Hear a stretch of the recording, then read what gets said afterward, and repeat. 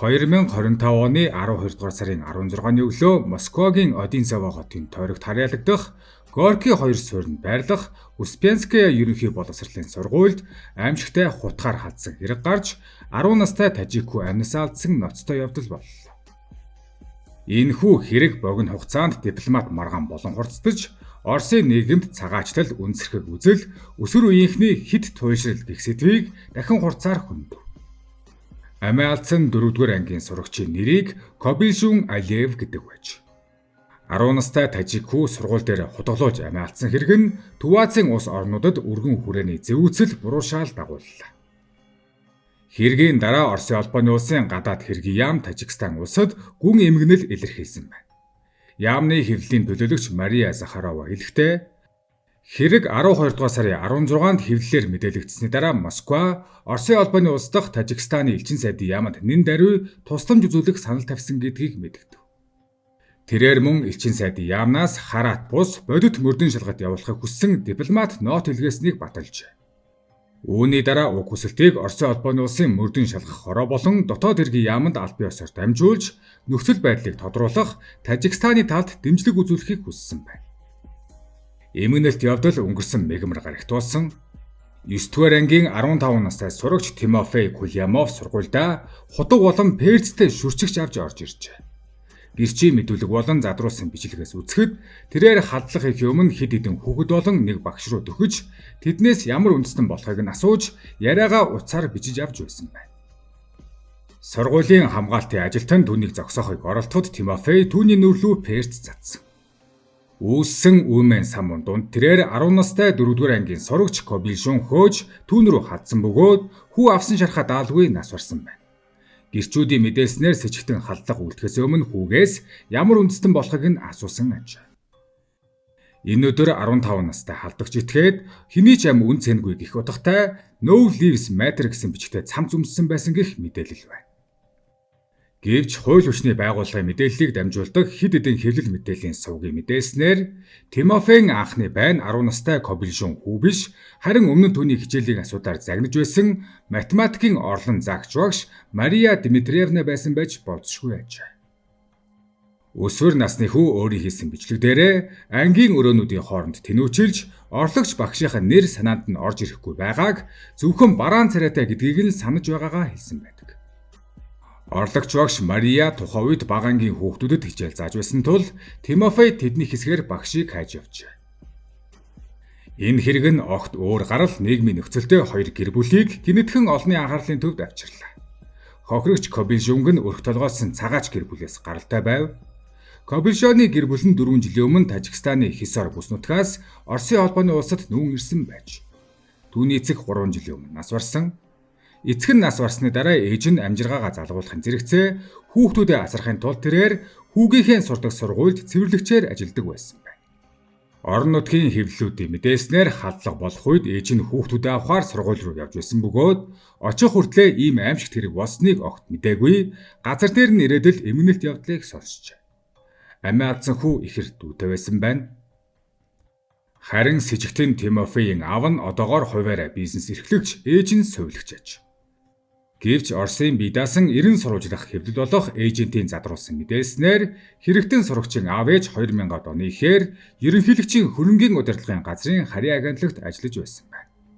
Сүүлийн жилүүдэд гэр бүл нь хэрэг гарсан газраас ойролцоогоор 6 км-ийн зайд орших Сосны суурьнд байрлах орон сууцнд амьдарч байж. Тажикстан болон Узбекистаны сэтгүүлчид иргэний нийгмийн зүтгэлтнүүд мөн олонний танил хүмүүс уг аллагыг хатуу буруушааж үүнийг Оросын албаны улс дахь Төв Азийн цагаачдад чиглэсэн дайсагнал нэмэгдэж буйтай холбон тайлбарлав.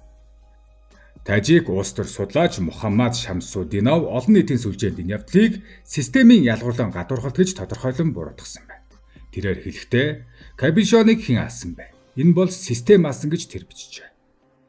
Тэрээр Оросын олон нийтийн хэлэлцүүлэг бодлогууд ксенофоб буюу гадныхныг үзэн ядах орчинг өдөөж байна хэмээн буруутгав. Ингэхдээ төрийн дуумын гишүүдийн мэдэгдэл, хууль хүчний байгууллагын үйл ажиллагаа, төрийн хэвлэл мэдээллийн контентийг жишээ татсан байна. Тэр хэлэхдээ Кобилжоныг Мироновын байнгын мэдэгдлүүд алсан. Бастрыкины илтгэлүүд алсан, төрийн дуумын хуулийн төслүүд алсан. Оросын төрийн телевиз алсан, Үнсэрхэг Telegram сувгууд алсан. Цагаачдын эсрэг байнгын ил тод рейдүүд алсан. Нисэх буудлуудад олон цагаар саатуулах явдал алсан хэмээн тэр бичжээ. Их орлуулалт гэх хууль дааны онол ба өсвөр үеийн хэд туйлшрал. Хадлага үлдэх үедээ Тимофей No Lives Matter гэсэн ураа бүхий хантаац болон дуулах өмссөн байв. Энэхүү ураа нь Black Lives Matter хөдөлгөөнийг илэглэн доромжилдог дэд соёлоос үүсэлтэй. Энэ нь олон нийтийн газар халдлага үлдэгчид хэд барууны бүлэглүүдийн дунд түгээмэл хэрэглэгддэг. Түүнчлэн түүний хантаацсан дээрх бусад бичээсүүд нь 2011 оны Норвегийн тесрэх бөмбөг буудлагын хэрэгүүлсэн Андерс Брейвик, мөн Америкийн нэгдсэн улс Шинэ Зеландын сургууль болон шашны байгууламжинд болсон халдлагуудыг шууд иш татсан байж. Илүү ноцтой нотолгоо нь түүний бичсэн тунхаг бичиг гэчүм. Халдлагаас өмнө Тимофей уг үзий ядалтаар дүүрэн бичгийг ангийнхан даялгээж, мусульманчууд, еврейчүүд бэлгийн цөөнх зүүнний үзэлтнүүдийг ширүүнээр буруутгасан байна. Мөн тэрээр их орлуулалтын онолыг засах ёстой хэмээн уриалжээ. Энэ онол нь Европ дахь цагаан арснуудыг цагаан бус, ялангуяа мусульман цагаачтаар зориудаар орлуулж өгнө гэсэн хэд барууны хууль дааны онол юм. Гэсэн ч Оросын албаныхан болгоомжтой байр суурь баримталсаар байна. Холбооны мөрдөн байцаагчид анхны мэдээлэлдээ хэргийн сэдлийг шууд дурдаагүй. Оросын хэвлэлийн сурвалжуудын мэдээлснээр албаныхан Тимофейг ямар нэгэн хэд даврагч хөдөлгөөнтэй холбоотой эсхийг шалгаж байгаач үүний зэрэгцээ хувийн ус онцноос үүдэлтэй байх магадлалыг үгүйсгээгүй ажээ. 15 настай халдагчийг хантаа зулан дуулган дээр нь байсан No Lives Matter олон улсын радикал бүлэглэлээс интернетээр дамжуулан даалгавар авсан уу гэдгийг ч одоогоор наривчлан шалгаж үүний эсрэг дөрвтэй арга хэмжээ авах ёстой гэдгийг албаныхан ч мэдэгдээд байна. Энэхүү хэргийн дараа Оросын олон нийтийн санал бодол тодорхой хуваагдлаа. Засгийн газрыг дэмжигч дайны сэдвээр бичдэг блогер Андрей Медведев уг сургуулийн хадлагыг Оросын үндэсрэг үзэлтэй холбоонд тайлбарлахыг Оросын эсрэг өрөөсгөл хандлага хэмээн буруутгав. Тэр хэлэхдээ ёс журамтай Оросууд алагдсан хүүхдийн төлөө гашуудж байна гэж мэдгдсэн байна. Гэсэн хэдий ч тэрээр үүний зэрэгцээ цагаачлалын хяналтыг чангалгах шаардлагатай гэдгийг онцолсон хэвээр байна. Гэвч бодит том мэдээлэл илүү хатуу харгас дүр зургийг харуулж байна. Энэ хэрэг нь 2025 онд Оросын холбооны улсад ксенофоб буюу гадаадынхныг үзэн ядах тодорхой сэтэлтэй сургуулийн насны этгээд үйлдсэн 2 дахь хүн амны хэрэг болж байна. Өнгөрсөн хавар Москвагийн ойролцоох Некрасовский хотод 14 настай хүү Кыргызстаны 9 настай хүү хөнөөсөн хэрэг гарсан бөгөөд уг хэргийг угсаатны үзэн ядалтанд суурилсан гэмт хэрэг гэж ангилжээ. Оросын холбооны улс дахь үзэн ядалтанд суурилсан гэмт хэрэгүүдийг судалж хяндаг Софа төвийн мэдээлснээр 2023 оноос хойш Оросод арьс өнгөөр ялгуурсан хүчирхийллийн хэрэг эрс нэмэгдсэн бөгөөд эдгээр гэмт хэргийн үйлдэгчид улам залуужих тодорхой хандлага ажиглагдж байна. Орос дахь өсвөр үеийн радикалчдад буюу хэд туйлшрал яагаад нэмэгдэж байна вэ? Сүүлийн жилүүдэд илэрч буй сургуулийн насны этгээдүүдийн оролцоотой үзэн ядалтанд суурилсан хүчирхийлэл нь ганц нэг хүүхний сэтгцийн асуудал бус, харин нийгэм, улс төр, мэдээллийн орчны нийлмэл үр дагавар болох нь улам тодорхой болж байна. Өсвөр насныхан Telegram, Discord, TikTok формуудаар дамжин хэд барууны гадаадынхныг үзэн ядах ксенофоб агуулгад амархан өртөж байна. Орос дахь интернетийн алгоритмууд ялгуурлан гадуурхах агуулгыг илүү их түгээх, дайсан бий болгох хиллэгийг өдөөх. Мөн баатарлаг ганцаардмал дайчин гих дүр төрхийг романтикчлах хандлагатай. Ингэснээр радикал хэд туйлшрах үзэл хурдан хэвийн мэд санагдах болдог.